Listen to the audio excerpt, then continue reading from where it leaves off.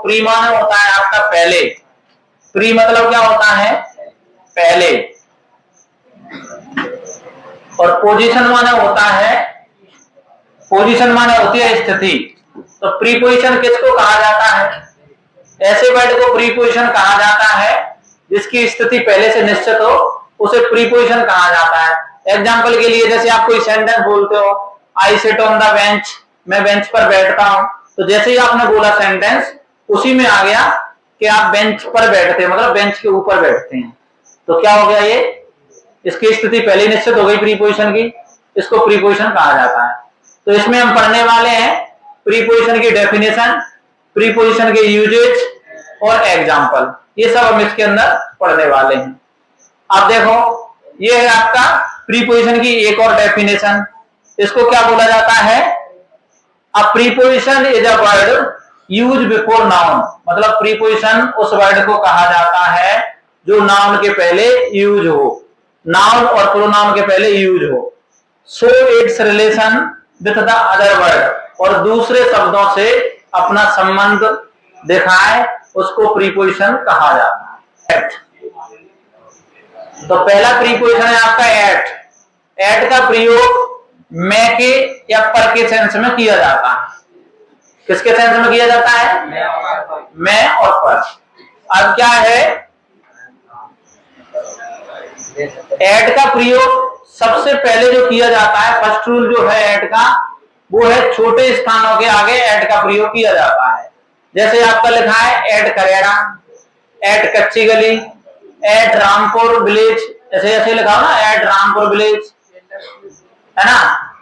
जैसे लिखा है एट लक्ष्मी नगर, मतलब छोटे स्थानों के आगे एट का प्रयोग किया जाता है।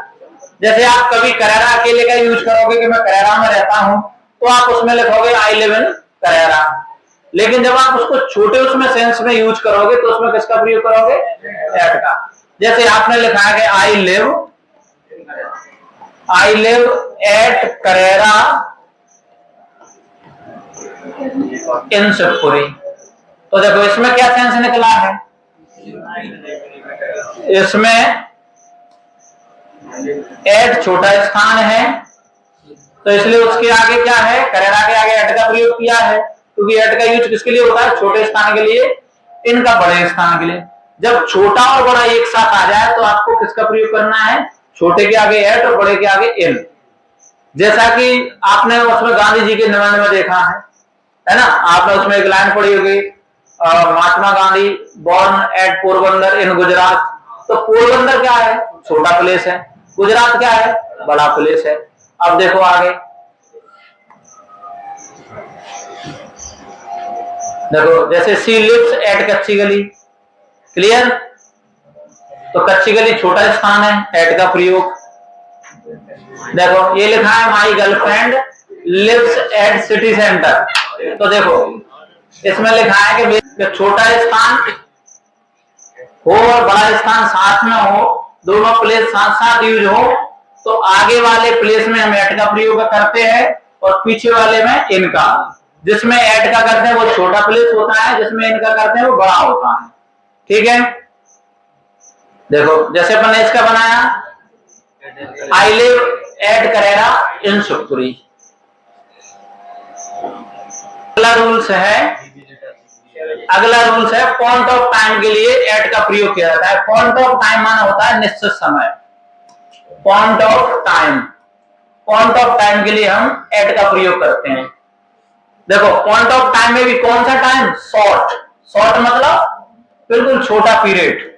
जैसे ये लिखा है छोटा पीरियड के लिए अपन एग्जांपल के लिए देख सकते हैं, जैसे लिखा है ना एट नून। नून क्या है? आपका दोपहर में होता है, 2 घंटे का होता है, लेकिन आफ्टरनून आपका 2 घंटे का नहीं होता। तो छोटे पीरियड में एट का प्रयोग करेंगे। टाइम छोटा भी होता है, बड़ा भी होता है। तो यहां क्या है? पॉइंट ऑफ टाइम तो है लेकिन शॉर्ट पीरियड है, तो किसका प्रयोग होगा? एट का।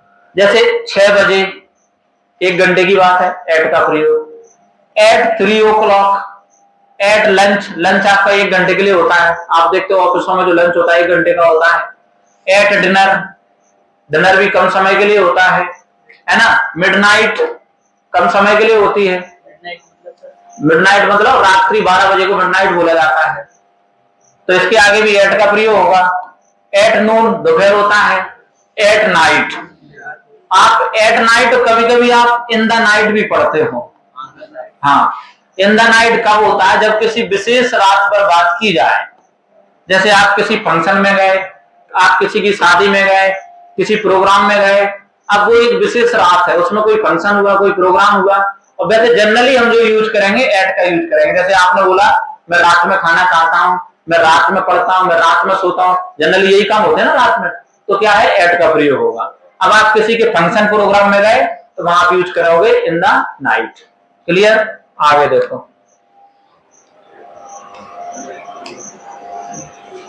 आगे जो एट का यूज है, एट का यूज है फेस्टिवल नेम के पहले एट का प्रयोग किया जाता है। क्या होता है? फेस्टिवल जो नेम होते हैं उसके आगे एट का प्रयोग होता है। जैसे आप बोलते हो पर के सेंस में कि मैं दिवाली पर घर आऊंगा, है ना, तो क्या है, at Holi, at Eid, at Diwali, at Guru Nanak Jayanti, eight birthday, ऐसे ही करके जो आपके डे हैं, जैसे आपका टीचर डे, प्रपोज डे, और भी डे हैं, है ना, उसमें सब में किसका प्रयोग होगा? एट का प्रयोग होगा। कोई भी जयंती समारोह हो वो फेस्टिवल में ही होता है, उसमें एट का प्रयोग होगा। जैसे देखो एग्जांपल के लिए, she returned home at birthday, मतलब वह बर्थडे पर वापस आएगी, इसका प्रयोग होगा एट का। देखो see buy clothes at Diwali, at Eid, at Holi, यहाँ देखो एस लगेगा क्योंकि इसको प्रेजेंट इंडेफिनिट तभी मानेंगे जब उसमें एस लगा होगा। तो इसके आगे क्या है? एट का प्रयोग होगा, क्योंकि फेस्टिवल नेम है ना, फेस्टिवल नेम के आगे किसका प्रयोग होता है? एट का।